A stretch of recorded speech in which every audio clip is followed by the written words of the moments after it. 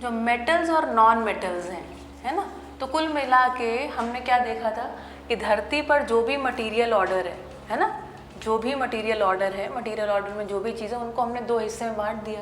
Material order मतलब जितने भी तत्व धरती पर पाए जाते हैं, ठीक, 120, 150 जितने भी हमारे पास कुछ एक तत्व हैं, उनको दो हिस्सों में बांटा, उनको क्लासिफाई किया था ना, मेटल्स और नॉन मेटल्स में, ठीक। फिर मेटल्स में हमारे पास कुछ फिजिकल प्रॉपर्टीज़ थी, फिजिकल मतलब जो हम 5 सेंसेस से परसीव करके बता दें, है ना, और साथ ही साथ कुछ केमिकल प्रॉपर्टीज़ भी थी। इसमें भी हम कुछ फिजिकल प्रॉपर्टीज़ के आधार पर आइडेंटिफाई कर पा रहे थे, फिर केमिकल प्रॉपर्टीज़ के आधार पर आइडेंटिफाई कर रहे थे। फिजिकल प्रॉपर्टी हर बार सही आइडेंटिफिकेशन नहीं कर पा रही थी।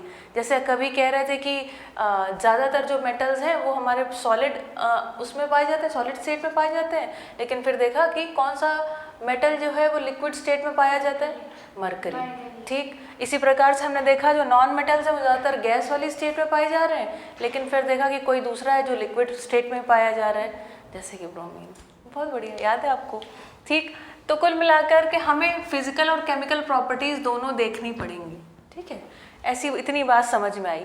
फिर हम देखते हैं कि अच्छा, अब आप मज़ेदार बात देखिएगा, जो आप केमिकल प्रॉपर्टीज़, अभी हम केमिकल प्रॉपर्टीज़ पे ही फोकस कर रहे हैं, और 10th क्लास में एक्चुअली आपसे यही एक्सपेक्टेड है। फिजिकल प्रॉपर्टीज़ तो 7th 8th 9th 3 साल आप पढ़ चुके हैं, अभी केमिकल प्रॉपर्टीज़ पे ही खास फोकस है।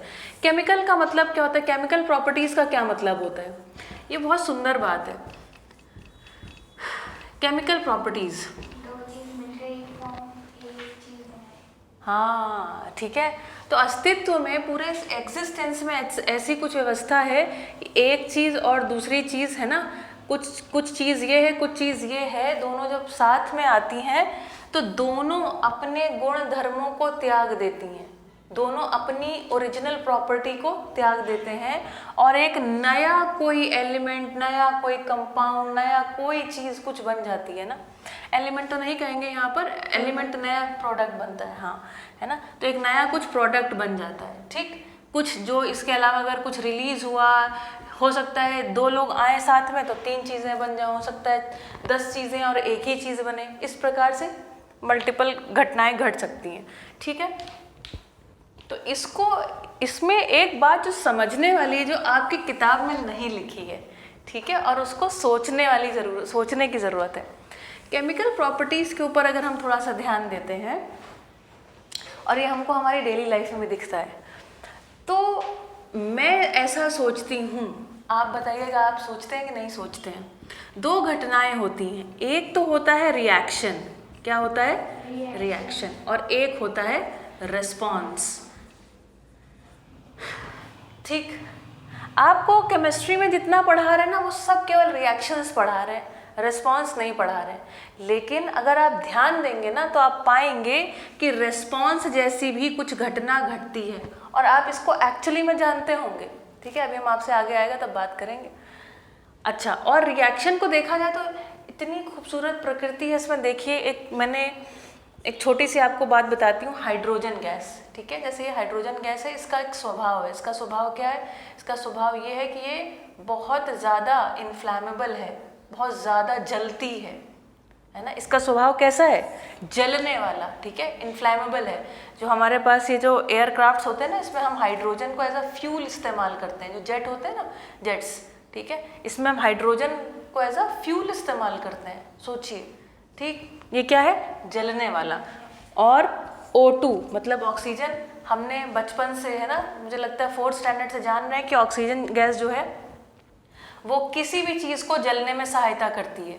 यदि ऑक्सीजन ना मिले, याद है आपको एक एक्सपेरिमेंट, जला रहे थे कैंडल और उसके ऊपर उल्टा करके गिलास ढक दिया, थोड़ी देर बाद वो मोमबत्ती बुझ जाती है, ठीक है, याद है एक्सपेरिमेंट। तो इस एक्सपेरिमेंट की सहायता से आपने ये सिद्ध किया था कि जलने के लिए कौन सी गैस आवश्यक है, ऑक्सीजन गैस आवश्यक है। तो देखो, एक जलने वाला और एक जलाने वाला, देखिएगा नेचर कैसी है, जब दोनों रिएक्ट करते हैं आपस में क्या बनाते हैं, और H2O मतलब पानी। पानी क्या है, आग को बुझाने वाला। Isn't that wow? ठीक, मतलब कहाँ ये जलने वाली गैस, कहाँ ये जलाने वाली गैस, और कहाँ पानी। और पानी क्या क्या, पानी के लिए कहते हैं जल ही जीवन है, सोचिए, इसी आधार पर आपने सुना होगा धरती पहले एक आग का गोला थी, फिर धरती धीरे धीरे ठंडी हुई। तो ठंडी कैसे हुई? ऐसे हुई। क्या बना? ठीक है, तो इससे हम ये निष्कर्ष नहीं लगा सकते कि प्रकृति में जो पूरी प्रकृति है ये किसी अग्रिम, किसी आगे की अवस्था के लिए हमेशा हमेशा इसमें स्रोत बने हुए हैं। कहाँ ये आग का गोला थी, है ना, जल रहा था, जला रही थी ऑक्सीजन, और मिल करके बना पानी। और हमारी धरती 71% वाटर है, ऐसा कहते हैं ना। ठीक है, चलो सुंदर। ठीक है, तो देखो ये है रिएक्शंस। तो प्रकृति में जितनी रिएक्शंस हुई हैं, और फिर मैंने आपको शुरू में कहानी बताई थी परसों बताई थी ना, कि जब पानी बना, पानी के बाद क्या बने, फिर जो हमारे वातावरण में नाइट्रोजन है ना, उससे रिएक्शन करके अमीनो एसिड्स बने, अमीनो एसिड से प्रोटीन बने, प्रोटीन बनने के कारण एक कोशिका बनी, है ना, यूनिसेलुलर ऑर्गेनिजम्स बने, घास बनी, है ना, पेड़ पौधे तरह तरह के आए, फिर जीव जंतु आए, और करते करते करते करते इतना कॉम्प्लिकेटेड एक स्ट्रक्चर ह्यूमन बीइंग बन गया नेचर में अपने आप। ठीक, तो देख रहे हैं कैसे। और ये घटनाएं ऐसा होता है कि नहीं होता है, जैसे कि ये रिएक्शन आप देखते हैं हमारे जीवन में भी ये रिएक्शंस होती हैं, होती ही नहीं होती मनुष्य में। दो लोग आए, अपना अपना आचरण त्याग करके एक नया आचरण प्रस्तुत करते हैं। जैसे सोचिए, आपके मम्मी, ठीक, आपकी मम्मी अपने घर में बेटी की तरह थी, आराम से बिना जिम्मेदारी के घूमती होंगी, और क्या, कौन कहता होगा कुछ, ठीक है। और कोई कुछ कहे तो उसके साथ झगड़ा फसाद भी कर सकते हैं, जैसे आप करते हैं अभी अपने घर पे। आपकी मम्मी भी अपने घर की दुलारी प्यारी होंगी, ठीक है, कल्पना करिए वो। और उसके बाद आपके पापा अपने घर के, वो भी राजा बेटा, ठीक है। लेकिन eventually when they come together and they form a family, तो who is the most responsible person in the family? तो husband and wife, mummy papa आपके बन गए, वो हुए कि नहीं? तो अपना अपना आचरण उन्होंने भी त्याग दिया कहीं ना कहीं। आपको एक मज़ेदार और बात बताती हूँ, जितने भी केमिकल और फिजिकल फिनोमिना हैं वो सब आप अपनी बॉडी में देख सकते हैं, सारे के सारे। हाँ, जैसे कि लॉ ऑफ ग्रेविटेशन कहीं ना कहीं आप देख सकते हैं। एक बार आपके साथ डिस्कशन किया था मैंने लॉ ऑफ ग्रेविटेशन, चलिए फिर कभी, अभी we are recording the lecture, ठीक है। चलो, तो समझ में आया रिएक्शन की कहानी। तो रिएक्शन प्रकृति में ये घटना होती है, क्या घटना होती है? एक तो रिएक्शन की घटना होती है, इसके अलावा जो दूसरी घटना होती है वो होती है रिस्पॉन्स की घटना। वहाँ रिएक्शन नहीं होता है लेकिन कुछ रिस्पॉन्स होता है, ठीक। जैसे फॉर एग्जांपल, मैं कहीं रास्ते में जा रही हूँ और हर्षिता मुझे रास्ते में मिल गई, तो उन्होंने मुझे देखते ही इनके अंदर कोई रिएक्शन नहीं उठा, लेकिन एक रिस्पॉन्स आया। उन्होंने फॉर एग्जाम्पल बड़ी नम्रता से मुझे कहा गुड इवनिंग मैम, ठीक। There is no reaction but there is a response, ठीक है। तो जैसे कि अभी आप आगे पढ़ेंगे, पहले मैं रिस्पॉन्स को समझा देती हूँ, आपके सिलेबस में नहीं है लेकिन मज़ेदार कहानी है, ठीक है। जैसे आपने सुना होगा अपने घरों में कि कहते हैं कि तांबे के कलश में पानी भर के रखते हैं, फिर सुबह उठ के पीते हैं, या तांबे की बोतल में पानी पीना चाहिए। अभी आप केमिस्ट्री में पढ़ेंगे कि तांबा जो है वो पानी से रिएक्शन नहीं करता, तांबा जो है वो पानी से रिएक्शन नहीं करता, लेकिन फिर क्यों कहते हैं कि तांबे में पानी भर के रखो और सुबह उठ के पियो? अगर कोई रिएक्शन नहीं हो रही है, मतलब कोई घटना नहीं हो रही है, कोई नया उत्पाद नहीं बन रहा, तो क्यों कहते हैं ऐसा? या आपने कभी भगवान, अगर किसी के घर में ऐसा होता हो, या भगवान के मंदिर में आप देखते होंगे तो चांदी के पात्र में या सोने के पात्र में तो वैसे नहीं दिखाई पड़ता, पर चांदी के पात्र में वो पंचामृत, चरणामृत वो बना के रखते हैं और वो पानी थोड़ा थोड़ा सब पी लेते हैं। ऐसा क्यों होता है? आगे आप अभी पढ़ेंगे कि जो तांबा है, जो चांदी है, सोना है, ये सभी चीज़ें पानी से रिएक्शंस नहीं करती। खास तौर पे सामान्य तापमान के पानी से कोई रिएक्शन नहीं होता, और सोना और चांदी तो गर्म पानी के साथ भी कोई रिएक्शन नहीं करते, रिएक्शन नहीं करते, लेकिन रिस्पॉन्स करते हैं, कुछ रिस्पॉन्ड करते हैं। रिस्पॉन्ड क्या करते हैं? कभी मौका मिला, यदि मुझे मिला तो मैं आपको दिखाऊंगी, नहीं तो आप घर जाके यूट्यूब पे सर्च करिएगा कि जो जब हम तांबे के पात्र में या चांदी के पात्र में हम पानी को रखते हैं, ठीक है, यहाँ तक कि मिट्टी के भी पात्र में, मिट्टी भी तो रिएक्शन नहीं करती पानी के साथ। कोई रिएक्शन होता है कि जब हम उसमें रख देते हैं मटके में भर के पानी, कोई रिएक्शन नहीं होता। लेकिन पानी की एक चीज़ और होती है जिसको बोलते हैं पानी की तासीर। सुना आपने ये शब्द कभी, तासीर बदल गई उसकी, है ना। तो उसमें एक स्ट्रक्चरल चेंज आ जाता है, उसका जो क्रिस्टलाइन स्ट्रक्चर होता है ना, उसके रिस्पॉन्स में बदल जाता है। जैसे मैंने स्माइल किया और मेरे स्माइल के साथ आप तीनों के चेहरे पर भी स्माइल आ जाए, so there is no reaction but there is a response, है ना। तो इनकी जो स्टेबिलिटी है, जो इनकी प्रॉपर्टीज़ हैं, वो उसमें रिफ्लेक्ट हो जाती हैं, कोई रिएक्शन नहीं होता। यहाँ अपने घर में देखते हैं पर कभी सोचते नहीं हैं कि जब कोई रिएक्शन नहीं हो रही तो क्या हो रहा है, ठीक है। चलो, so that was my 2 cents. 2 cents मतलब एक छोटा सा पॉइंट टू थिंक। याद है हमने कल कहा था और परसों भी कहा था कि हम हर बात में क्या लगा रहे हैं, होलिस्टिक एनालिसिस, मतलब उसको संपूर्णता में देखना, है ना, कि सही में क्या हो रहा है, ठीक। अच्छा, और देखिए आपको अभी जो पढ़ा रहे हैं ना, 3 बातें पढ़ाएंगे यहाँ पर। तो कह रहे हैं, अच्छा मेटल्स को हम देखें तो हमने जब धातुएं पहचानी, धातुओं से हमने मूल रूप से क्या बनाए हैं, वेसल्स। वेसल्स मतलब बर्तन। धातु का इस्तेमाल खास तौर पे इसी तरीके से हुआ, बर्तन के रूप में। फिर हमने किस तरीके से इसका इस्तेमाल किया है, गहनों के रूप में, है ना, पहनने, शरीर में पहन लेते हैं। या फिर हमने क्या, कुछ उपकरण बनाने के लिए इसका इस्तेमाल किया है ना, ऐसे ही इस्तेमाल किया। तो जब हम वही इस्तेमाल कर रहे हैं तो उन्हीं के साथ रिएक्शंस को भी स्टडी कर रहे होंगे। तो जैसे हमारे पास बर्तन और गहने हैं, तो बर्तन और गहने, खासतौर से बर्तन के केस में हम देखें तो कुल मिला के हम उसको आग के ऊपर रखने वाले हैं, आग के ऊपर रखने वाले हैं, ठीक है। तो आग के ऊपर रखने वाले हैं तो उसका मेन रिएक्शन हमने किससे समझा, ऑक्सीजन के साथ, ऐसा ही है ना। और वो भी हीट करने पर क्या रिएक्शन है, और हमने हीट करने पर रिएक्टिविटी सीरीज को भी समझा कि कौन सी चीज़ ज़्यादा जल्दी गर्म हो जाएगी या कौन सी चीज़ ज़्यादा जल्दी अपना ऑक्साइड बना देगी। दूसरा रिएक्शन तुम किससे पढ़ोगे, पानी के साथ। क्यों भाई, क्योंकि खाना बनाओगे तो बर्तन में हो सकता है पानी डालोगे, है ना, तो पानी डाल के हो सकता है गर्म करोगे। तो अगले रिएक्शंस आप वो पढ़ने वाले हैं कि पानी के साथ मेटल्स कैसे रिएक्ट करते हैं, ठीक है। अगर हम इनको इसलिए स्टडी कर रहे हैं ताकि पहचान पाएँ कि इन मेटल्स से हम ये बर्तन बनाएं कि ना बनाएं, ठीक है। इसी प्रकार हमारे शरीर में भी हमने अगर गहने बना के पहन रखे हैं तो वो गहने क्या होंगे, गहने नहा रहे हैं, धो रहे हैं, ठीक है, तो उससे क्या हो रहा है, पानी पड़ रहा है ना। तो हमें पता चल जा रहा है कि अच्छा ये, जैसे मान लो हमें पता चल गया फॉर एग्जांपल जो सोडियम है वो कैसा है, it is very vigorously reactive metal, है ना, पढ़ा ना हमने। तो अब क्या उसके गहने बना के पहनेंगे, वो हमारे लिए ठीक नहीं है, ठीक है, इट इज़ हाईली रिएक्टिव, ठीक। अच्छा, इसके बाद कह रहे हैं कि कुछ वीक एसिड्स के साथ, कैसे एसिड्स, वीक एसिड्स के साथ। वीक एसिड मतलब 2 प्रकार के एसिड है, एक तो कहते हैं कॉन्सेंट्रेट एसिड, कॉन्सेंट्रेट मतलब बहुत तीखे एसिड कि हाथ डाला तो जल जाए, वो वैसे एसिड्स जिससे, वो भी एसिड उतने कॉन्सेंट्रेट नहीं होते जिससे आप अपना टॉयलेट साफ करते हैं, ठीक है। उसमें कई प्रकार के एसिड्स आते हैं, उसमें एक आता है बिल्कुल कॉन्सेंट्रेट होता है, एकदम चमका देता है, ठीक है। वो एसिड नहीं जो बिल्कुल आवाज़ आती है ना जब कभी आपने देखा है एसिड डलते हुए उसमें, ठीक है, not that acid, that is concentrate acid. लेकिन एक वीक एसिड है, वीक एसिड का नाम हमने, इसको हम कहते हैं केमिस्ट्री की भाषा में कहते हैं डाइल्यूट।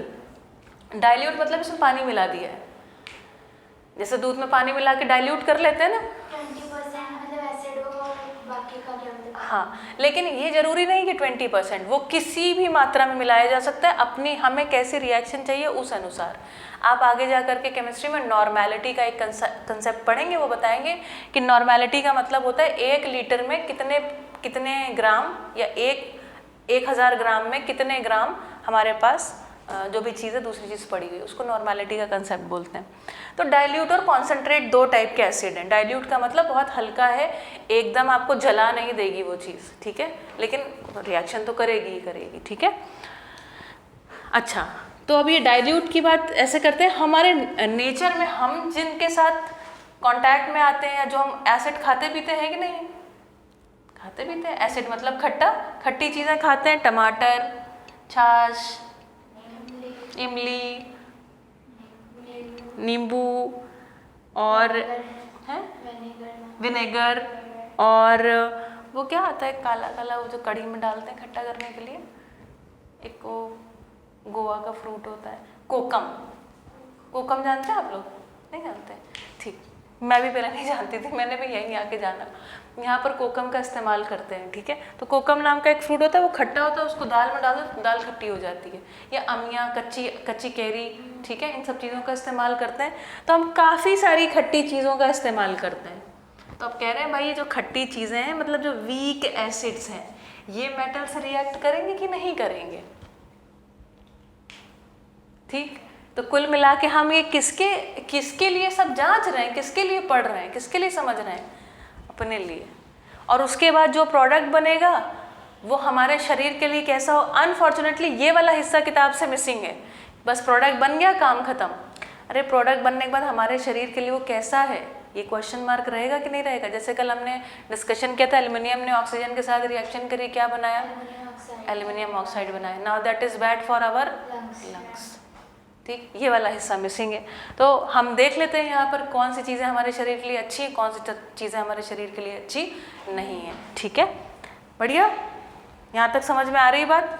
ठीक, अब मेरे ख्याल से आप भूलेंगे नहीं कि क्यों ये रिएक्शंस पढ़ाई जा रही हैं। हाँ बोलो। मैंने एक फिनाइल थी जो मैंने मतलब बाथरूम में डाला था, तो उससे मेरी उंगली में थोड़ा फट गई थी। हाँ, वो कौन सा एसिड है? नहीं बेटा, जो फिनाइल है, फिनाइल वीक एसिड है वैसे, ठीक है। Phenyl is a weak acid. Phenyl comes under the category of organic acids. लेकिन जो आपने फिनाइल जो आप कह रही ना, इतनी उंगली अगर कट गई है, दैट मीन्स कि वो काफ़ी स्ट्रॉन्ग एसिड था और उसके अंदर कोई इनऑर्गेनिक एसिड पड़ा होगा। तुरंत ही कट गई थी कि थोड़े समय बाद? तुरंत ही। हाँ, तो बहुत ज़्यादा दर्द हुआ और ऐसे करके फट गई। हाँ, वो फिनाइल नहीं, वो आपने एसिड किसी ने बेच दिया आपको फिनाइल के नाम पे। फिनाइल से ऐसा नहीं होता है ना? आप लोगों ने फिनाइल डाल के पोछा लगाया ही होगा कभी ना कभी। फिर तो ये तो या तो आपकी कुछ गड़बड़ है कि आपकी मम्मी ने या तो फिनाइल वाले डब्बे में एसिड भरा होगा, या तो फिनाइल वाले ने गड़बड़ किया होगा, और या तो आप ही नहीं पहचान पाई, आपने एसिड ही खोला होगा, आपको लगा आपने फिनाइल खोला है और उसने अपना काम किया। चलो खैर, ठीक, चलो तो देखा जाए। पेज नंबर 43 पे आ जाओ वापस, थोड़ा सा एक बार फिर से पढ़ते हैं आपके साथ, ठीक है। सो देखिए फिगर 3.3 को देखा जाए, ठीक। Figure 3.3, action of steam on a metal, ठीक है। तो पानी से रिएक्शन देख रहे हैं, तो कुछ जो है वो ऐसे ही सादे पानी के साथ, मतलब ठंडे नॉर्मल टेम्परेचर के पानी के साथ तुरंत रिएक्शन कर रहे हैं, ठीक, तुरंत आग पकड़ लिया, ठीक है, ये सब हो रहा है। और कुछ है जो नॉर्मल टेम्परेचर के पानी के साथ कोई प्रॉब्लम नहीं क्रिएट कर रहे हैं, लेकिन गर्म पानी के साथ रिएक्शन कर रहे हैं।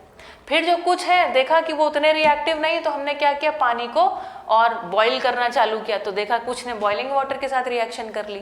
फिर हमने देखा कुछ अभी भी बॉइलिंग वाटर के साथ नहीं, लेकिन उसको जब पानी को स्टीम बना के हमने डाला, तीनों अवस्थाओं में पानी है ना, तो तीनों अवस्थाओं में देख रहे हैं, तो पानी को चेक कर रहे हैं, तो वो स्टीम के साथ रिएक्शन कर रहे हैं। और इस आधार पे हम कह रहे हैं कि जो मेटल है वो कम या ज़्यादा रिएक्टिव है ना। पहले ठंडा ऐसे नॉर्मल पड़ा हुआ था, उसने रिएक्शन नहीं किया, फिर थोड़ा सा, जैसे मान लो अगर हमने सोडियम को इसके बर्फ़ के ऊपर भी रख दिया, तो क्या लगता है आपको, रिएक्शन कर जाएगा कि नहीं कर जाएगा?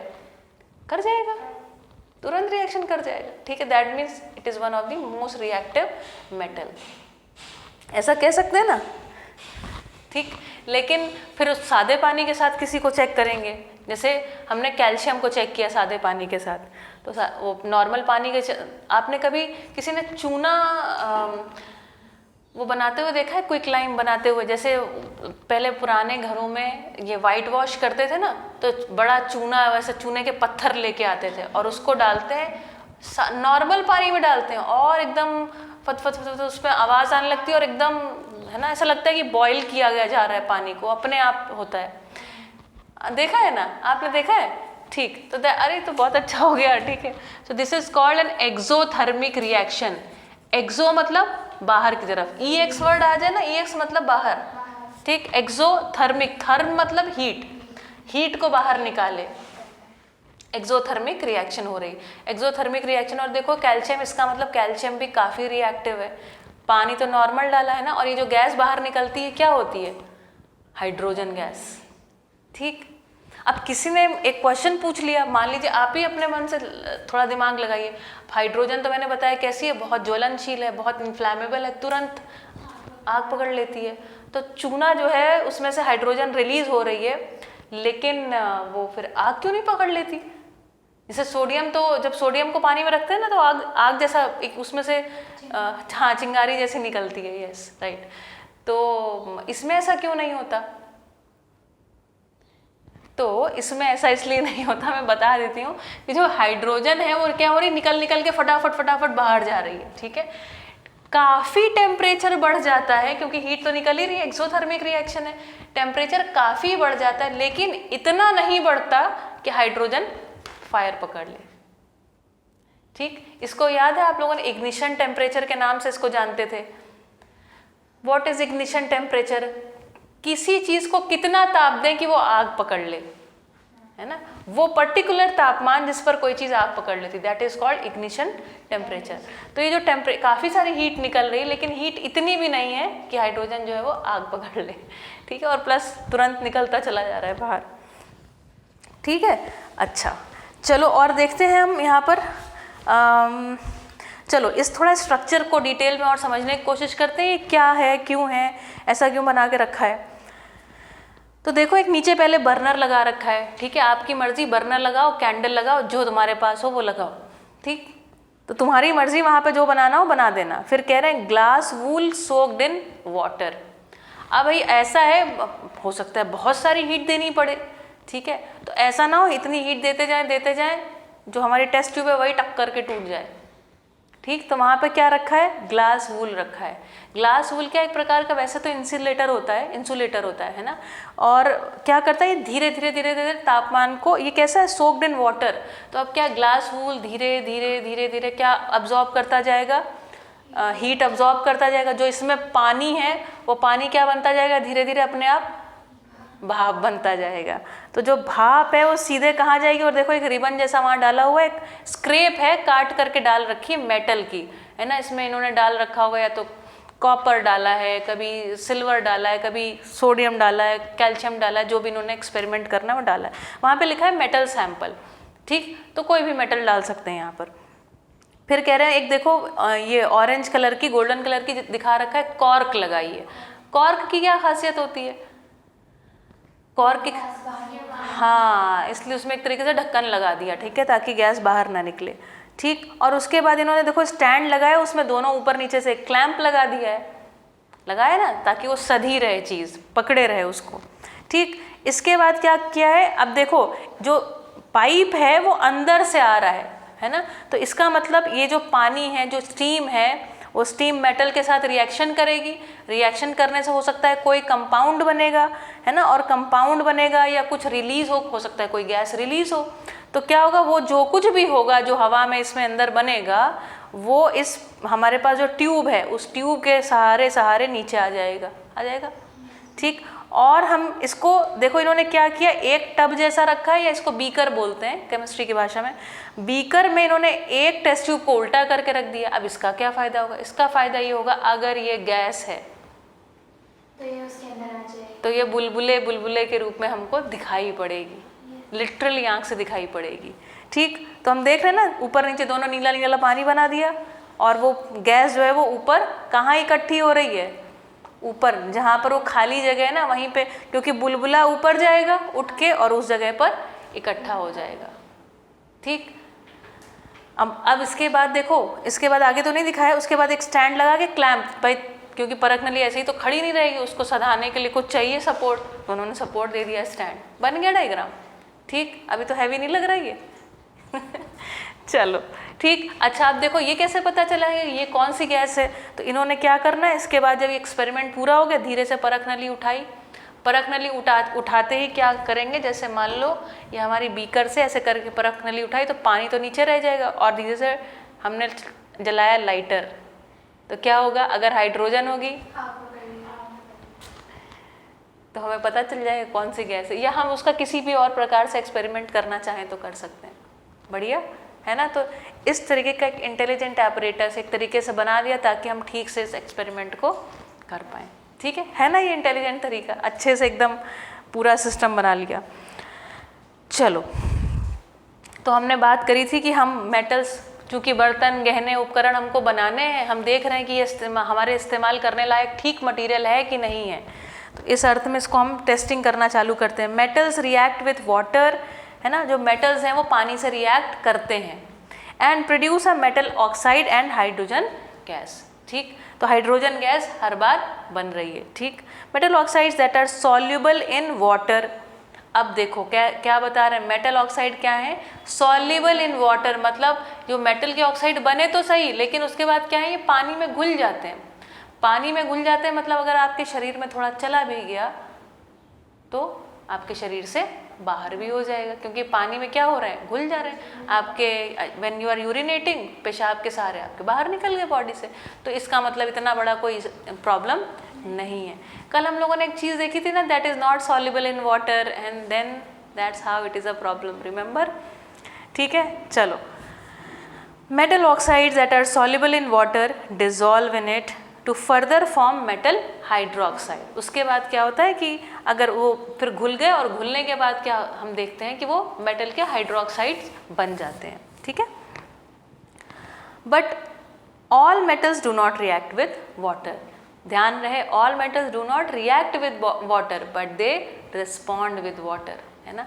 चलो, metal plus water gives you metal oxide plus hydrogen. ठीक है, तो अभी देखो पानी तो इसमें पड़ा ही रहेगा। पहले हिस्से में क्या रिएक्शन हो रही है, देखो ये रिएक्शन एक ही है पर दो हिस्सों में बता रहे हैं, है ना, क्योंकि दो हिस्सों में पकड़ पाए हैं कि ऐसा, अच्छा ऐसा होता है। तो मेटल पहले वाटर से फर्स्ट स्टेप में रिएक्शन करता है, पहले बार क्या बनाता है, मेटल का ऑक्साइड बना लेता है और हाइड्रोजन गैस रिलीज हो जाती है। फिर देखो यही मेटल का ऑक्साइड पानी तो पड़ा ही हुआ है वहाँ पर, पानी और उसको मिलता भी जा रहा है, तो ये मेटल का ऑक्साइड वापस जो पड़ा हुआ एक्स्ट्रा वाटर है उसके साथ फिर रिएक्शन कर लेता है और क्या बना देता है, मेटल का हाइड्रोक्साइड। ठीक, चलो आगे देखते हैं। Metals like potassium and sodium react violently with cold water, मतलब 0 डिग्री का भी पानी रखा है ना, बर्फ भी रखी है तो तुरंत उसमें पटाखा जलेगा। ठीक है, तो वायलेंट रिएक्शन होता है, मतलब एकदम जैसे दुश्मन मिल गया और उसको, है ना, इस तरीके का रिएक्शन दिखाई पड़ता है। तो वायलेंट रिएक्शन है। In case of sodium and potassium the reaction is so violent, है ना, बहुत वायलेंट होती है कि मतलब आप अगर उसको रिएक्शन कराने गए ना तो हाथ में ग्लव्स, आईज में प्रोटेक्शन पहन के जाइए, वरना कुछ आपके मुंह पे आ जाएगा, इतना वायलेंट रिएक्शन है। ठीक है, चलो, and the reaction is so violent and exothermic. Exothermic मतलब हीट बाहर निकालते हैं। ठीक है, that the evolved hydrogen immediately catches fire. देखिए आ गया, इसमें लिखा भी हुआ है। ठीक है, इतनी वायलेंट है कि जो हाइड्रोजन है दैट ऑल्सो कैचेस फायर। इसका मतलब बहुत ज़्यादा हीट निकल रही है। ठीक, जैसे कि ये ऐसी बात हो गई, दो लोग एक दूसरे के जानी दुश्मन झगड़ने आए, तीसरा आदमी बचाने आया और बचाते बचाते वही पिट गया, पिट भी गया, पीटने भी लगा। ठीक है, ठीक है, it is somewhat like that. So कह रहे हैं ना रिएक्शन कैसी, वायलेंट, है ना, वायलेंट है रिएक्शन। वायलेंट मतलब समझते हैं ना, हिंसा। ठीक है, चलो फिर देखो लिखा हुआ एक एक चीज़ देखो कैसे लिख रहे हैं। के मतलब पोटेशियम, आगे लिखा है एस, स्मॉल एस मतलब सॉलिड स्टेट में है। ठीक है, प्लस H2O, एल लिखा है मतलब लिक्विड स्टेट में है। क्या बनाया, पोटेशियम का हाइड्रोक्साइड बनाया, है ना, और AQ लिखा हुआ है। AQ मतलब एक्वस, एक्वस मतलब पानी में घुला हुआ है ये। ठीक है, plus hydrogen gas plus heat energy. Heat energy मतलब अगर वहाँ पर हम तापमान को देखेंगे तो बढ़ा हुआ तापमान होगा, वहाँ से हीट निकल रही होगी। ठीक है, फिर देखो दूसरी रिएक्शन बताई सोडियम के साथ। सोडियम भी सॉलिड है, वाटर लिक्विड, सोडियम का हाइड्रोक्साइड बनाया, एक्वस सॉल्यूशन मतलब पानी में घुला हुआ है, और हाइड्रोजन गैस रिलीज हुई और हीट एनर्जी रिलीज हुई। और देखो ये जो हाइड्रोजन है इसने क्या किया, आग भी पकड़ ली है। ठीक है, the reaction of calcium with water is less violent. इसीलिए तो घर पे कर सकते हैं ना इसको, चूना लेके आए और उसको ठंडा किया, कहते हैं चूना को ठंडा कर रहे हैं। चूना, उसको हम बोलते हैं चूने को बुझाना, पता है आपको। हाँ, जो हम जब पुताई करने के लिए जो चूना बनाते हैं, कहते हैं कि एक प्रोसेस होता है भाई, दिवाली के पहले चूना लाया जाएगा, फिर चूने को बुझाया जाएगा। तो जब मैं छोटी थी, हमारे घर में पहले ये चूने वाला वाइट वॉश होता था, बहुत छोटी थी, तो मैं सोचती थी कि चूने को कैसे बुझाया जाएगा। और मैंने जब पहली बार, बहुत छोटी थी, जब मैंने वो रिएक्शन देखी तो मैं डर गई। मुझे लगा कि ये बिना हीट के कैसे इसमें, क्योंकि इससे पहले मैंने कोई भी चीज़ ना बिना आग के बॉईल होते नहीं देखी थी। वो बॉईल होता है लिटरली, है ना, बॉईल होता है ठीक है। फिर मुझे बाद में समझ में आया, जब हमने 7th 8th में ये रिएक्शंस पढ़ी, तो उसको एक्चुअली में बोलते हैं बुझा हुआ चूना। बुझा हुआ चूना क्या होता है? तो कैल्शियम का हाइड्रोक्साइड को ही हम बोलते हैं बुझा हुआ चूना। और वो जो बुझा हुआ चूना होता है, जब आपके पेट में एसिडिटी हो जाए ना, 2 बूंद उसको डालिए पानी के साथ, पी जाइए, ठीक है। कैल्शियम का जो हाइड्रोक्साइड है, it is basic in nature. अगर आपके पेट में एसिडिटी है, एसिड और बेस मिला, काम खत्म। और calcium is not harmful to your body because you can digest calcium ना इन योर बोन्स, है ना, ठीक। चलो, पोटेशियम और सोडियम खाने की कोशिश ना करें, ठीक। कैल्शियम को फिर कह रहे हैं, देखो, अच्छा इसमें ये भी लिखा हुआ था, reaction of calcium with water is less violent, the heat evolved is not sufficient for the hydrogen to catch fire. ये इंपॉर्टेंट क्वेश्चन है, ठीक है, और भूल जाता है अक्सर करके तब, पर आई होप कि अब नहीं भूलेगा, ठीक है। तो कैल्शियम कैसा है? सॉलिड, है ना, जो चूने के डेले आते हैं, ऐसे पत्थर जैसा लिटरली दिखता है, उसमें फिर पानी डालते हैं और वाटर डाला, लिक्विड, कैल्शियम हाइड्रोक्साइड बना, aqua solution plus hydrogen gas release हो गई, ठीक। कैल्शियम स्टार्ट्स फ्लोटिंग, और इसके बाद जो होता है ना, जो चूना होता है उसको कली चूना भी बोलते हैं, कली चूना, ठीक है। कैल्शियम स्टार्ट्स फ्लोटिंग, है ना, और जो कैल्शियम होता है वो क्या होने लगता है? वो ऐसे ऊपर उतराने जैसा लगता है, because the bubbles of hydrogen gas formed stick to the surface of the metal, ठीक है। अच्छा, magnesium does not react with cold water. अब देखो, ये जो 3 थे, ये तो काफ़ी रिएक्टिव थे, इसका मतलब फटाफट रिएक्शन किया इन्होंने। वो तो ठंडे पानी से रिएक्ट कर रहे थे, ये नॉर्मल पानी से, ठंडे पानी से भी रिएक्ट कर जाता है, ठीक है। फिर कह रहे हैं कैल्शियम, अच्छा, magnesium does not react with cold water. अब तुमने ठंडा पानी डाला तो मैग्नीशियम रिएक्ट नहीं करेगा, ठीक, it reacts with hot water, ठीक है। तो इसके लिए पानी कैसा चाहिए? गर्म चाहिए। अच्छा, फिर कह रहे हैं to form magnesium hydroxide and hydrogen. Of course सभी लोग क्या बना रहे हैं? हाइड्रोक्साइड्स ही बना रहे हैं, मेटल्स रिएक्ट करने के बाद। लेकिन याद रहे मैग्नीशियम कैसे, अच्छा अगर मान लो क्वेश्चन आ गया कि मैग्नीशियम कैसे रिएक्ट करता है with cold water, hot water और आइस और वॉटेवर, है ना, इस तरीके से, तो हॉट वाटर याद रहे, ठीक है। Okay, it also starts floating due to the bubbles of hydrogen gas sticking to its surface. समझ में आ रहा है कैसे फ्लोट करने लग जाता है?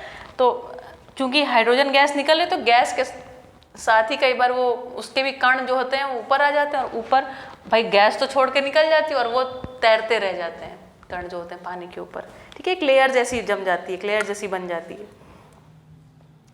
अच्छा, it also starts floating due to the bubbles of hydrogen gas sticking to its surface. Metals like aluminium, iron and zinc do not react with cold or hot water. देखो ध्यान देना, metals like aluminium, iron and zinc do not react with either cold or hot water. इसका मतलब हम अगर हमारे पास cold और hot water का इस्तेमाल कर रहे हैं और एल्युमिनियम की कोई चीज़ है, तो मुझे लगता है कि कोई तकलीफ नहीं है ना। जैसे कि अगर हमें मान लो हम एल्युमिनियम की एक बाल्टी रखें अपने पास, हमारे घर में हम नहाने धोने के लिए एल्युमिनियम की बाल्टी का इस्तेमाल करें, that means it has no problem, ठीक। But they react with steam. हो, समझ में आया? तो aluminium is not that bad but it is bad क्योंकि इट रिएक्ट्स विथ स्टीम। और खाना कुक करते हैं तब क्या बन जाती है? स्टीम बनती है, बिना स्टीम बने कुक नहीं होता खाना, ठीक है। But they react with steam to form the metal oxide and hydrogen. अब इससे हम ये निष्कर्ष लगा सकते हैं, मान लो हमें सिंपल हमारे पास एक, ये तो वैसे मेरी स्टील की बॉटल है, बट अगर हमारे पास एक एल्युमिनियम की बॉटल है तो अगर उसमें हम ठंडा या सामान्य टेम्परेचर का पानी भर रहे हैं तो हमें उसको फेंकने की ज़रूरत नहीं है, ठीक। लेकिन अगर हम उसमें गर्म पानी या स्टीम कोई चीज़ डाल रहे हैं, देन फॉर एग्जाम्पल हम उसमें सूप भर के ले जा रहे हैं, दैट इज़ अ प्रॉब्लम, समझ में आया? ठीक है, तो इस तरीके से हमें निष्कर्ष निकालने हैं कि ये हमारे लिए ठीक है कि नहीं ठीक है। इसको बोलते हैं विवेक आना चाहिए हमारी बुद्धि में, नहीं? ठीक है, चलो, तो हमने पढ़ा, तो हमने समझा क्या, एल्यूमिनियम, आयरन और जिंक जो है वो तीनों क्या हैं, पानी, गर्म और ठंडे पानी से रिएक्ट नहीं करते हैं, लेकिन ये जो है स्टीम के साथ रिएक्ट करते हैं। ठीक, अब स्टीम के साथ रिएक्ट करने पर जरूरी नहीं कि शरीर के लिए कोई गलत ही चीज़ बनाए, हो सकता है अच्छी चीज़ भी बनाए। जैसे आपने कहा था आयरन की कढ़ाई तो हमारे लिए अच्छी मानी जाती है, इसका मतलब शरीर को आयरन की ज़रूरत है और हमने आयरन ले लिया तो हमारी बॉडी में हमें कोई प्रॉब्लम लगती नहीं है। ठीक है, लेकिन एल्यूमिनियम की हमारे शरीर को ज़रूरत नहीं है, इसलिए हमारे शरीर के लिए प्रॉब्लम है। चलो, तो देखो बता रहे हैं क्या कि एल्यूमिनियम हाइड्रोजन से रिएक्शन करता है तो एल्यूमिनियम का ऑक्साइड बना लेता है और हाइड्रोजन गैस रिलीज कर देता है। फिर आयरन जो है वो भी वाटर से रिएक्शन, कैसी, स्टीम, देखो जी फॉर गैस लिखा है ना दोनों में, तो गैस के साथ रिएक्शन किया और उसने क्या बनाया, फेरिक ऑक्साइड बनाया, है ना। Fe3O4 को बोलते हैं फेरिक ऑक्साइड, Fe2O3 को बोलते हैं फेरस ऑक्साइड। वेरी गुड, ठीक, और हाइड्रोजन गैस रिलीज हो गई। ठीक है, तो अब हमें यहाँ पर सोचना पड़ेगा, एक चीज़ हमारे लिए ठीक है और दूसरी चीज़ हमारे लिए ठीक नहीं है। ठीक, चलो आगे लिखा हुआ है, metal such as lead, copper, silver and gold do not react with water at all. ऐसा लगता है इसका मतलब कि ये वाटर के साथ सुन्न पड़े हुए हैं, इनका इसके ऊपर कोई प्रभाव नहीं, लेकिन ऐसा नहीं है। जैसे हमने शुरू में डिस्कस किया, they what do, they respond to it, है ना, उनके साथ खुश हो जाते हैं। पानी भी स्टेबल है, कॉपर और ये गोल्ड और सिल्वर ये सब भी स्टेबल है ना। छोटे बच्चे को आपने देखा, छोटा बच्चा जब भी होता है तो उसको पानी पिलाने, दूध पिलाने के लिए चांदी की कटोरी, चांदी की चम्मच, ये सब चीज़ें दी जाती हैं। किस लिए जानते हैं? किस लिए? क्योंकि जो सिल्वर में रखा हुआ पानी होता है ना, उसका क्रिस्टलाइन स्ट्रक्चर इस तरीके से बदल जाता है कि वो जो पानी का स्ट्रक्चर इस तरीके से बदला है कि हमारे शरीर में इम्यूनिटी बढ़ा देता है।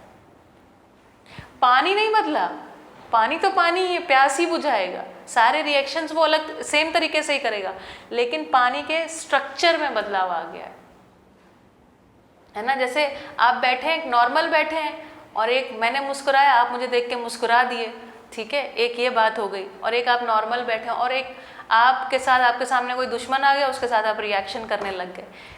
तीनों अवस्थाओं में आप तो आप ही हैं, आप समझ रहे हैं? तो ऐसे एक सुखद प्रभाव होता है, किसका? सोना, चांदी और तांबे का। ठीक, इसमें आपको एलॉय नहीं पढ़ाया गया। एलॉय मतलब मिश्र धातुएं, और हमारे हिंदुस्तान में हमने एलॉय को आइडेंटिफाई किया, धातुओं को मिक्स कर करके देखा। तो जब हमने एलॉयज बनाए ना, मिक्सिंग से भी अलग अलग तरीके की चीज़ें बनी, जैसे पीतल, ब्रास, है ना, कसकुट, ये सब क्या है? तरह तरह के अलॉयज हैं, मिश्र धातुएं, मिश्रित कर दिया और उनके गुणधर्म बदल गए। ठीक है, चलो मज़ेदार, आगे बढ़े।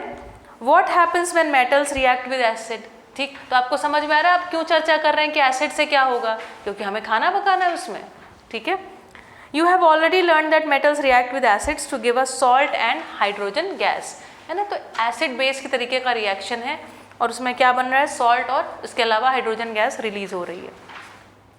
तो देखो लिखा हुआ है metal plus dilute acid. Dilute acid क्यों? क्योंकि खाते तो डाइल्यूट एसिड है ना, फिनाइल वाला, इनका वाला नहीं अपन डाल के, है ना, कि अंदर सब कट गया, जल गया। ठीक है, ऐसा नहीं, बिल्कुल डाइल्यूट एसिड्स होते हैं, उससे कोई हमारे ऊपर प्रभाव नहीं पड़ता। ठीक है, लेकिन आप एक्चुअली उस प्रभाव को देख पाते हैं। आपने कभी नींबू से कोई चीज़ साफ करी है? हाँ, ठीक है, तो आप एक्चुअली में उसका रिएक्शन देख पाते हैं, है ना। उसके ऊपर जो कोट, तांबे का, पीतल का भी साफ होता है ना, तांबा, पीतल, चांदी भी थोड़ा बहुत साफ हो जाता है, लेकिन बहुत ज़्यादा नहीं। ठीक है, और एल्युमिनियम भी साफ हो जाता है। ठीक है, और लोहा भी साफ हो जाता है। किया है कभी?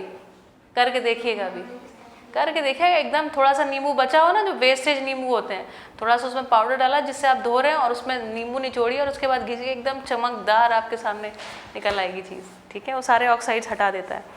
चलो, तो metal plus dilute acid. Dilute acid कहाँ? मतलब हमारा फूड में है, जो भी डाइल्यूट एसिड्स हैं वो क्या बना रहे हैं? सॉल्ट और हाइड्रोजन गैस रिलीज कर रहे हैं। अब ये हाइड्रोजन गैस जो रिलीज कर रहे हैं, कई बार इतनी नहीं होती कि हमारे शरीर में जाके कोई नुकसान पहुंचा दे। प्लस ये चूंकि गैस है, तो ऑलरेडी वाइल कुकिंग ये हमारे जो भी चीज़ है उसमें से निकल जाती है, ख़त्म हो जाती है हाइड्रोजन गैस। ठीक है, तो पूछ रहे हैं but do all metals react in same manner, कह रहे हैं क्या सारे मेटल्स ऐसे ही रिएक्ट करते हैं? फिर कह रहे हैं चलो लेट अस फाइंड आउट, आओ देखते हैं। एक्टिविटी कह रहे हैं collect all the metal samples except sodium and potassium again. अब भाई सोडियम पोटेशियम कह रहे हैं इसकी रिएक्शंस ना कराओ, ये तो ऑलरेडी बहुत रिएक्टिव है, हमको पता है, ठीक है। अच्छा, if the samples are tarnished, tarnished मतलब कुछ सड़े गले, कुछ उसमें जंग लग गई है, ऐसे हैं, रब them clean with sand paper. याद है कैसे हमने उसको साफ करके, ताकि उसका लस्टर और वो उसकी लेयर आ जाए, ना कि उसके ऑक्साइड्स की लेयर हम रिएक्शन में देखें। कॉशन, सावधानी बरतिए, do not take sodium and potassium as they react vigorously even with cold water, ठीक है, क्योंकि बड़े ही ज़्यादा ही रिएक्टिव हैं, इसलिए छोड़ दो उनको। Put the samples separately in test tubes containing dilute hydrochloric acid. अच्छा, अब हाइड्रोक्लोरिक एसिड से ही क्यों रिएक्शन करा रहे हैं? जब हम कुछ भी खाते हैं तो हमारे पेट में एक एसिड निकलता है ना, और वो कैसा होता है? बहुत कॉन्सेंट्रेट होता है, बहुत कॉन्सेंट्रेट होता है। कितना होता है उसका कॉन्सेंट्रेशन? जितना भी होता है, खैर, है ना, जितना भी होता है, खैर। अच्छा, ये बताओ तो फिर हमारा पेट कट क्यों नहीं जाता? ना that is a good question, सोच के बताइएगा मुझे कि पेट में अगर एसिड रिलीज हो रहा है, और सोचो ये हमारे शरीर के अंदर इतना कॉन्सेंट्रेट एसिड एक जगह बन रहा है और हम जल भी नहीं रहे। आखिरकार जो हमारी आंतें वगैरह हैं वो इसी खाल चमड़ी की तो बनी है ना, नहीं? और वहीं पर ही कहीं पर उसी बॉडी के किसी अंदर तो और भी ज़्यादा सॉफ्ट होती हैं सब चीज़ें, सॉफ्ट और सेंसिटिव होती हैं। फिर ऐसा क्यों हो रहा है? चलिए, ये क्वेश्चन मैं आज आपके लिए छोड़ रही हूँ, ठीक है, सोचिएगा इसके बारे में। चलो, put the sample separately in test tubes containing dilute hydrochloric acid. फिर कह रहे हैं suspend thermometers in test tubes. अब टेस्ट ट्यूब में क्यों थर्मोमीटर डाल रहे हैं? थर्मोमीटर क्या करेगा? टेम्परेचर मेजर करेगा, yes, so that their bulbs are dipped in the acid. किसके बल्ब्स? जो थर्मोमीटर होता है ना, जो उसमें वो नीचे वाला हिस्सा होता है ना जो डालते हैं, उसको बल्ब बोलते हैं, ठीक है। Observe the rate of formation of bubbles carefully. Rate of है ना, रेट मतलब कितनी जल्दी जल्दी या कितने धीमे धीमे वो बबल्स बन रहे हैं। Which metals reacted vigorously with dilute hydrochloric acid, with which metal did you record the highest temperature. किसने ज़्यादा, सबसे ज़्यादा हाईएस्ट टेम्परेचर रिलीज किया, मतलब बहुत ज़्यादा एक्सोथर्मिक है वहाँ पर रिएक्शन, ठीक है। Arrange the metals in decreasing order of reactivity with dilute acid. फिर उसको बाद कह रहे हैं कि जब तुमने सारे एक्सपेरिमेंट्स कर लिए, फिर उसको एक क्रम में सजाओ कि कौन सबसे ज़्यादा रिएक्टिव था, कौन थोड़ा कम था, कौन उससे भी कम था, इस तरीके से। कह रहे हैं right equations for the reactions of magnesium, aluminium, zinc and iron with dilute hydrochloric acid, ठीक है। तो चलो हम लिखवा देते हैं आपको, ठीक। तो सबसे पहले क्या कह रहे हैं, किसकी रिएक्शन लिखनी है? मैग्नीशियम की, ठीक है। अब देखो बैलेंसिंग तुमको सिखा चुके, तो आप बैलेंसिंग करिएगा। मैं आपको बता देती हूँ, देखो जैसे मुझे याद है वैसे आपको भी याद हो जाएगा। वैलेंसी सबकी याद है ना, ठीक है।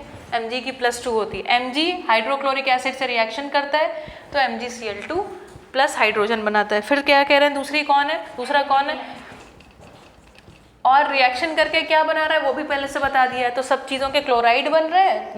ये बेसिकली क्या है, ये क्लोराइड मतलब ये इसका सॉल्ट है, इसको बोलते हैं मैग्नीशियम का सॉल्ट बनाया इसने, ठीक। और AlCl3 प्लस H2 बैलेंसिंग आपको करनी है। फिर तीसरा लिया है जिंक, तो Zn की भी वैलेंसी 2 होती है।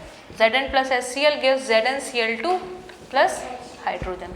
देखो चूंकि ये गैस की तरह रिलीज होती है तो इसमें ऐसे सिंबल लगाने से इसका मतलब क्या होता है, ये क्या है, गैस है, हाँ, रिलीज ऑफ गैस, करेक्ट, ठीक है। और क्या बता रहे हैं, Fe, तो Fe plus HCl gives you FeCl3 plus H2, ठीक, ऑल राइट।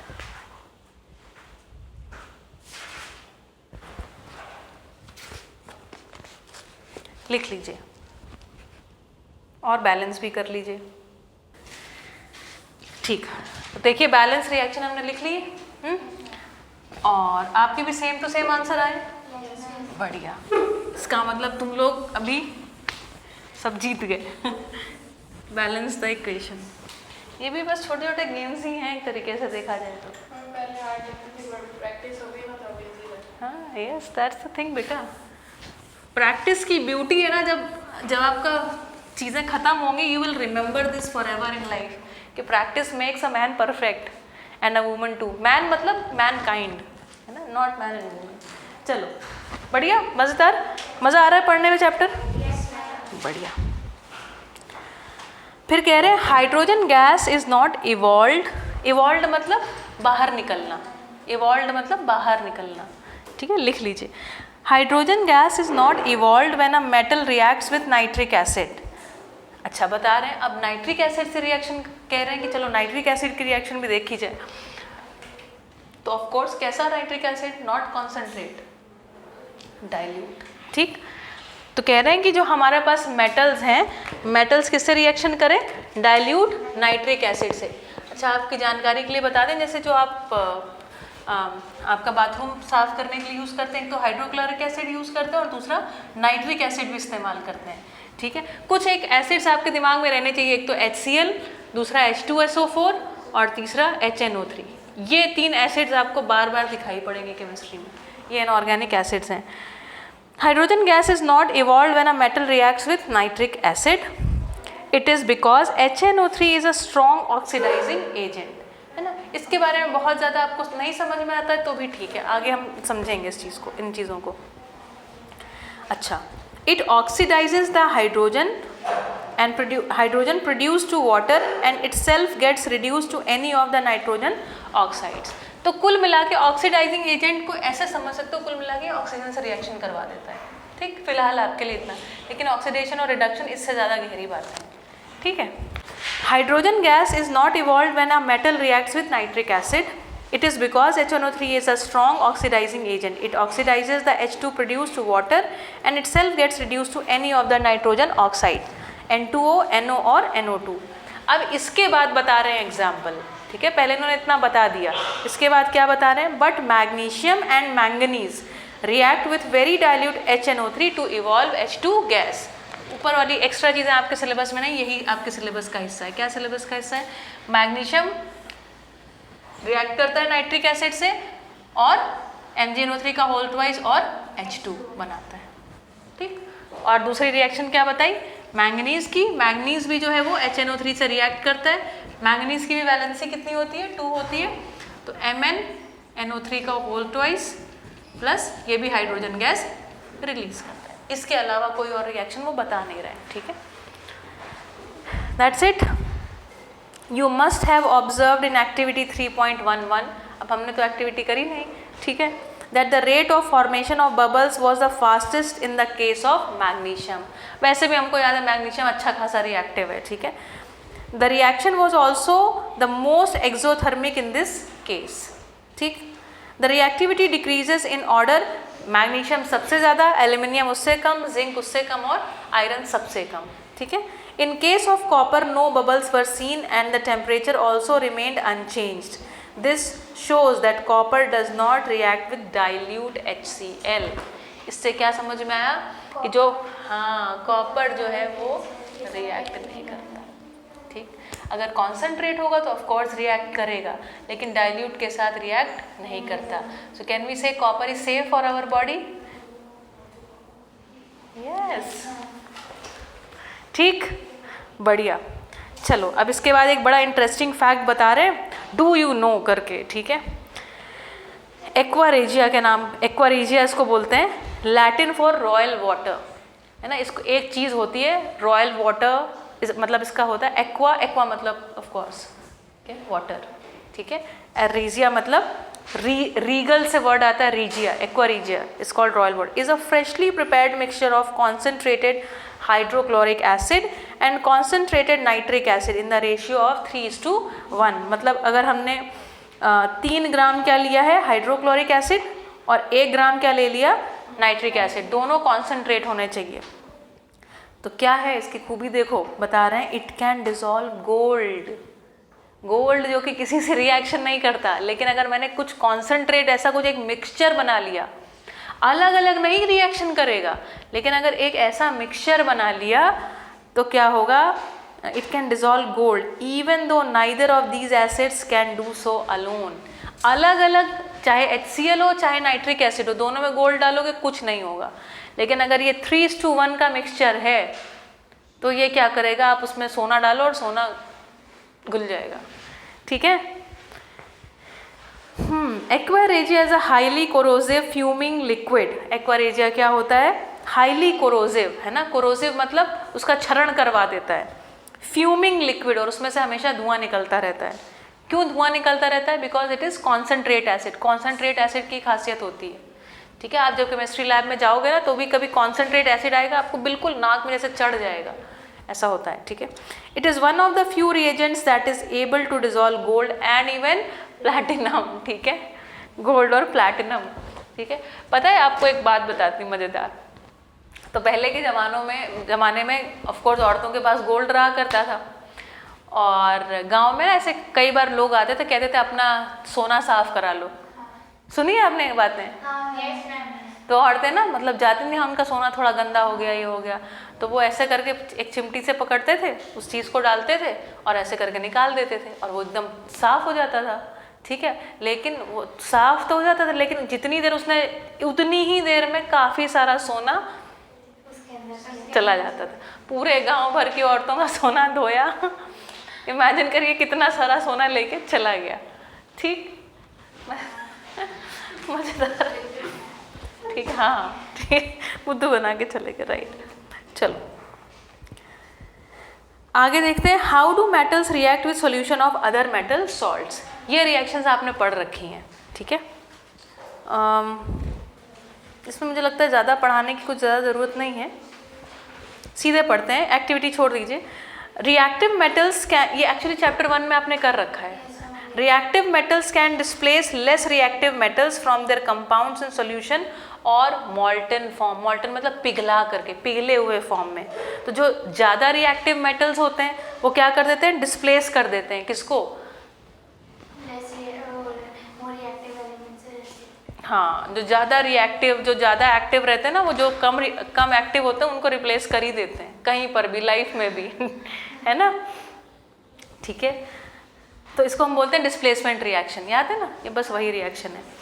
अब देखेंगे तो आगे बिल्कुल चैप्टर ईजी हो गया है, ठीक है। We have seen in the previous sections that all metals are not equally reactive. अब तो ये बात हमारे दिमाग में बैठ गई है। We check that reactivity of various metals with oxygen, water and acids. ये हमने चेक कर लिया, ऑक्सीजन, वाटर एंड एसिड्स, ठीक है। But all metals do not react with these reagents, है ना। So we were not able to put all the metal samples we had collected in decreasing order of their reactivity, ठीक है। तो कह रहे हैं सारे के सारे रिएक्शन नहीं कर रहे हैं, तो इसलिए हम लोगों ने एक कोई ऐसे ग्लोबल कुछ सीरीज नहीं बनाई है, अब वो बनाने की कोशिश कर रहे हैं। Displacement reactions studied in chapter 1 give better evidence, evidence मतलब प्रमाण, ठीक है, प्रमाण प्रस्तुत करती हैं about the reactivity of metals. It is simple and easy. If metal A displaces metal B from its solution, it is more reactive than B. अगर इसने replacement किया, इसका मतलब ये ज़्यादा reactive था। अगर replacement नहीं किया, अगर displacement नहीं हुआ, मतलब ये ज़्यादा reactive नहीं था। It is that simple. कहना तो इस विधि के आधार पर हम एक reactivity series बनाने वाले हैं, ठीक है। आपको याद है ascending order, descending order में बचपन से हम अरेंज करते रहे चीज़ें, ये भी बस वही है, ठीक। Metal A plus salt solution of B give salt solution of A plus metal B. Which metal, copper और iron is more reactive according to your observation in activity 3.112? बताओ भाई, कौन ज़्यादा रिएक्टिव है? यस, ठीक है। The reactivity series, the reactivity series is a list of metals arrange in order of their decreasing activities after performing displacement experiments, ठीक। हमने एक सारे डिस्प्लेसमेंट रिएक्शन करके देखे और उसके बाद हमने एक अरेंजमेंट कर लिया, नोन एज द रिएक्टिविटी और activity series has been develop, ठीक है। और इसको हमने एक उसमें फॉर्म में रख लिया। अब इसको आपको याद कर डालना है, क्योंकि ये याद हो गई, हाँ। It's like learning tables, tables पता है तो मल्टीप्लिकेशन हो जाएगा, ठीक है। चलो, तो हो जाएगा अभी, ये हम अभी करेंगे, याद करेंगे अभी आप बैठ के। दैट्स इट, ठीक। तो आज के लिए इतना काफ़ी है।